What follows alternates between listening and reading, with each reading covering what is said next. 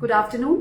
Welcome in our Facebook Live. Myself Dr. Sheetal, Resident Medical Officer, Felix Hospital.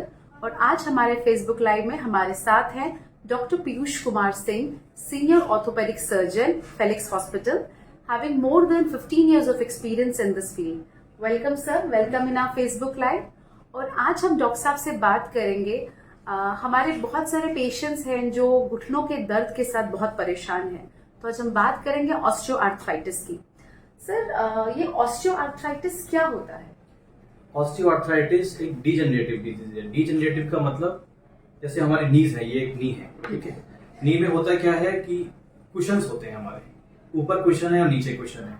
अब cushion की वजह से जब हम खड़े होते हैं तो हमारे नी या बोन पर प्रेशर नहीं पड़ता, पर एक एज के साथ, जैसे एक ओल्ड एज में या सीनियर एज में, एक एज के साथ साथ हमारा जो है कुशन जो है धीरे धीरे खराब होने लगते हैं।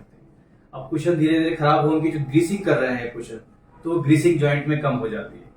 और ग्रीसिंग कम होने की वजह से बोन्स आपस में जब टकराती हैं तो वो पेन करती हैं। तो osteoarthritis is painful joint disease, यानी कि घुटनों जोड़ों में दर्द होना एक एज के साथ साथ और ग्रीसिंग कम होने की वजह से। तो कॉज इसका यही है मेनली कि ये कॉज के primary cause is age. Age बड़ा कॉज है कि एक उम्र के साथ साथ जब जोड़ में ग्रीस कम होता है तो ऑस्टियोआर्थराइटिस हो जाता है। पर इसके सेकेंडरी और भी कॉजेज हैं, जैसे किसी को ओवरवेट है उसकी वजह से हो सकता है। तो प्राइमरी कॉज तो है एज। दूसरे सेकेंडरी कॉज में हमारा एज, ओवरवेट होना, या फिर किसी को पहले फ्रैक्चर हो गया है तो फ्रैक्चर होने की वजह से भी हो सकता है, या किसी को नी जॉइंट में कभी इन्फेक्शन हुआ है तो इन्फेक्शन की वजह से भी ऑस्टियोआर्थराइटिस हो सकता है, या कुछ लोगों में फ्लैट फुट होता है या फुट में डिफॉर्मिटीज हैं तो उसकी वजह से भी ऑस्टियोआर्थराइटिस हो सकता है। सर, क्या सिम्टम्स होते हैं इसके? पेशेंट क्या प्रॉब्लम्स लेके आपके पास आते हैं? सिम्टम्स मेनली होंगे, जो हमारे पास कॉमनली पेशेंट आते हैं वो बोलते हैं कि जॉइंट में पेन होना, सबसे कॉमन सिम्टम है पेन। दूसरा है स्टिफनेस, घुटने में जकड़न होना, घुटना पूरा मुड़ नहीं पाता, पेशेंट को सीढ़ी चढ़ने उतरने में प्रॉब्लम होती है, या फिर नीचे बैठेंगे टॉयलेट में फिर खड़े होने में प्रॉब्लम होती है। कॉमन प्रॉब्लम जो है वो पेन और स्टिफनेस है। पर जैसे जैसे पेन बढ़ता है तो लोग पेशेंट जो है नी का मूवमेंट नहीं करते तो नी में कमजोरी भी आ सकती है, वीकनेस जैसे कहते हैं, मसल्स, लोगों को लगेगा कि पैर पतला हो रहा है, तो ऐसा भी सिम्टम्स आ सकते हैं। पर पेन और स्टिफनेस मेन कॉज है। सर, तो क्या ये ऑस्टियोआर्थराइटिस सिर्फ इसी एक जोड़ का इसी कहते हैं या बाकी जोड़ों में जो होता है उससे भी? ऑस्टियोआर्थराइटिस तो कई तरीके की होती है, पर हम अगर ऑस्टियोआर्थराइटिस की बात करें तो ऑस्टियोआर्थराइटिस का मेन जॉइंट तो नी जॉइंट है, पर वो कुछ अलग जॉइंट से भी हो सकता है, हिप में भी हो सकता है, स्पाइन में भी हो सकता है, और हाथों में अगर देखा जाए तो कुछ लोगों के हाथ की हड्डियां आगे से मोटी हो जाती है। तो डिस्टल सबसे दूर वाला जॉइंट अगर हाथ का है तो उसमें भी आर्थराइटिस हो सकता है। अगर पीछे वाले जॉइंट में दर्द है तो वो ऑस्टियोआर्थराइटिस नहीं है, लेकिन अगर टिप में पेन है तो वो ऑस्टियोआर्थराइटिस हो सकता है। कॉमनली नी जॉइंट में। Commonly knee joint. सर, क्योंकि आपका इस फील्ड में इतना एक्सपीरियंस है, तो कितना कॉमन लगता है आजकल आपको ये ऑस्टियोआर्थराइटिस? ऑस्टियोआर्थराइटिस तो काफी कॉमन प्रॉब्लम है और अक्सर ये 45 इयर्स प्लस लोगों में ज्यादा पाया जाता है, पर पोस्ट मीनोपॉजल वुमेन जो है उनमें अक्सर काफी कॉमन है ऑस्टियोआर्थराइटिस। सर, कैसे डायग्नोज करते हैं हम ऑस्टियोआर्थराइटिस को? देखिए, ऑस्टियोआर्थराइटिस को डायग्नोज करने के लिए दो मेनली क्राइटेरिया है। पहला है क्लिनिकली अगर हम देखें तो पेशेंट जो बताएगा, पेशेंट बोल रहा है कि नी जॉइंट में पेन है, उसे चलने में दिक्कत आ रही है, सीढ़ी चढ़ने उतरने में दिक्कत आ रही है। दूसरा होता है उसका एग्जामिनेशन में हम देखेंगे कि उनको जब हम पैर छुएंगे तो घुटने में से आवाजें आती है, तो घुटने में से आवाजें आ रही है, इसका मतलब है कि उसमें ग्रीसिंग कम हो गया है, बोन टकरा रही है, या फिर नी में स्वेलिंग हो सकती है, तो नी में स्वेलिंग का भी एक कारण है। और हम इसको डायग्नोज करने के लिए हमारा कंफर्मेटरी है एक्सरे। तो नॉर्मली हम ऐसे नी का एक्सरे कराते हैं, तो आइडियली स्टैंडिंग खड़े होकर एक्सरे कराना चाहिए, देखने के लिए कि जॉइंट में स्पेस हमारा कितना कम है। तो एक्सरे सबसे इम्पोर्टेंट है। सर, क्या चीजों को अवॉइड करना चाहिए ऑस्टियोआर्थराइटिस के? किन चीजों को अवॉइड करना चाहिए ये ना हो अवॉइड करने के लिए? देखिए, सबसे पहले तो हमारे अपना वेट को मैनेज करना बहुत जरूरी है। अगर कोई ओवर वेट है तो उसको अपना वेट मैनेजमेंट बहुत जरूरी है। रेगुलर फिजिकल एक्सरसाइज होना बहुत जरूरी है।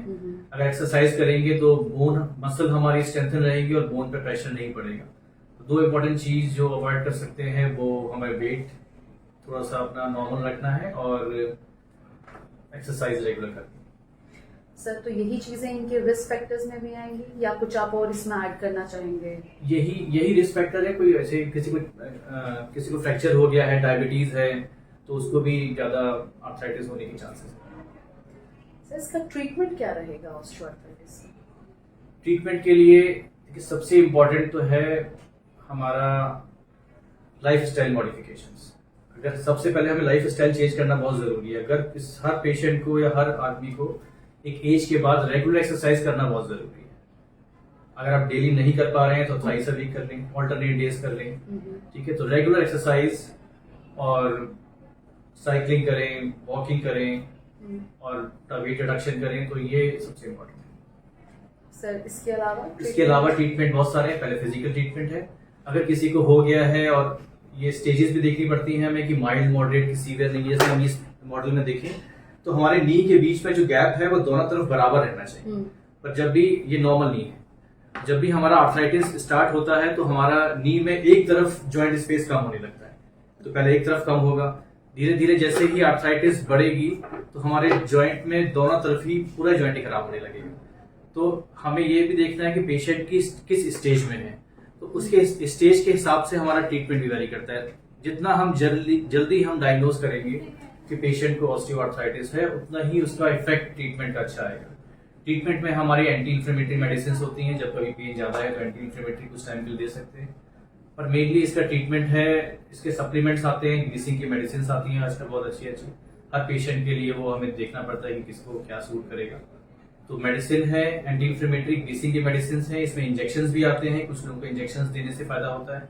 हमारा ये पर्पज है मेडिसिन और सप्लीमेंट देने का कि हम जो प्रोसेस है ये एजिंग तो नहीं रोक सकते, ऐसी हम नी का एजिंग नहीं रोक सकते, पर उसको हम डिले कर सकते हैं प्रोसेस को। और हम डिले करते हैं कि हमें ज्यादा हो जाएगा तो फिर final treatment is knee replacement.